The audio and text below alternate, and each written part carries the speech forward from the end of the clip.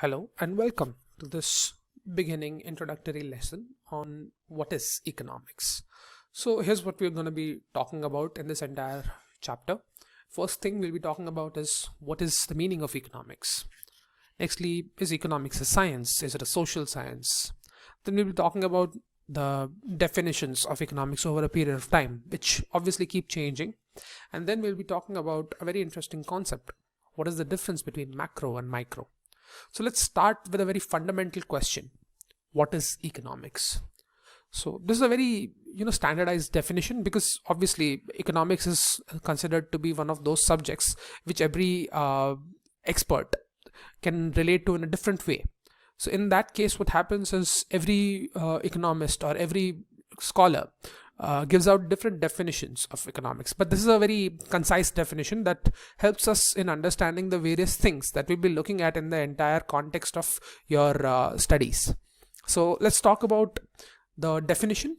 It says economics is a social science which is directed towards the satisfaction of needs and wants through the allocation of scarce resources which have alternative uses.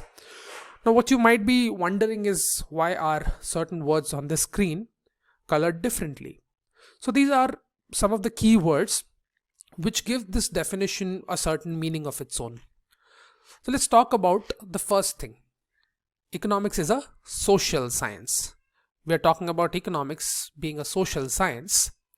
What is the context of economics being a social science? Economics is one of those subjects which was earlier debated to be, an exact science. Is it an exact science? But then the scholars came to this conclusion that economics is not an exact science because it deals with individuals.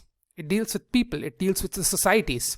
And these things are out of the purview of the science, what we know of science in general, because human beings are not a testable object. The human emotions, human wants, human thoughts, these are not testable emotions. They cannot be hypothesized. You can never make a generalized assumption on how a human being is going to be reacting onto a certain understanding, or onto a certain budget, or on any kind of a scenario.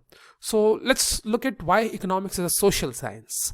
Economics is generally regarded as a social science which evolves around the relationships between individuals and societies, obviously, because we are talking about the monetary aspect of the society and the individuals.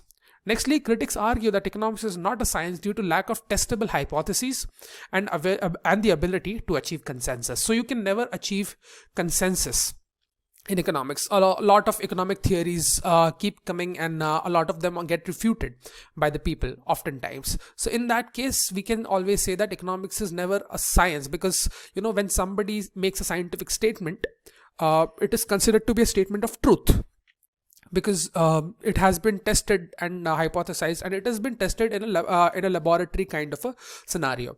But in when it comes to economics, we can never test any sort of laboratory. When I say laboratory experimentation, it means experimentation under a controlled environment. You can never control individuals, or make some sort of arrangement so that the individuals react in a certain way, which is something that is possible with scientific experiments but not with social science experiments.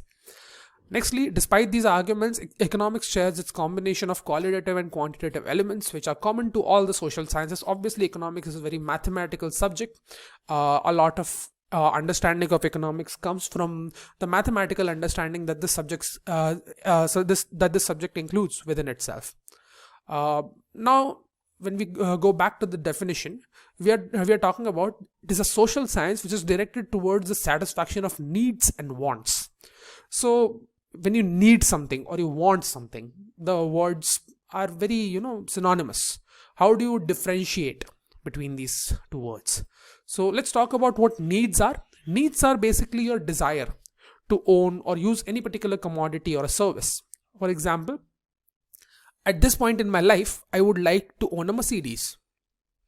At this point in my life, I would like to go to Dubai and have a tea in Burj Khalifa. But can I afford it?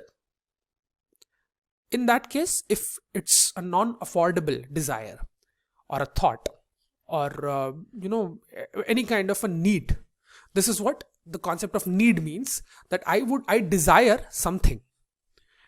It need not be backed by the ability to purchase it. But when we talk about